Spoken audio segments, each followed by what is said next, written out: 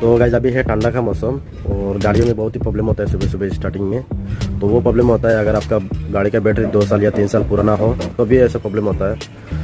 कभी कभी गाड़ी चलते चलते जाके रुक जाता है, जब आप सेल्फ मारेंगे तो गाड़ी में सेल्फ नहीं होता है और कभी कभी तो गाड़ी सुबह स्टार्ट ही नहीं होती। तो उसके बाद तो आप लोग मैकेनिक को बुलाता है, मैकेनिक बोलता है बैटरी ख़राब है, प्रॉब्लम सही पकड़ता है और उसके बाद आप सोचता है बैटरी कौन सा ले, कौन सा कैसे प्राइस पड़ेगा। तो इसके लिए हम आज वीडियो बनाएगा आपको आइडिया होने के लिए किस रेंज तक आपको बैटरी मिल जाएगा, कैसे बैटरी अच्छा होता है। तो चलिए बने रहिए मेरे साथ। ये है एक साइड का बैटरी और ज़्यादातर यही लगाता है।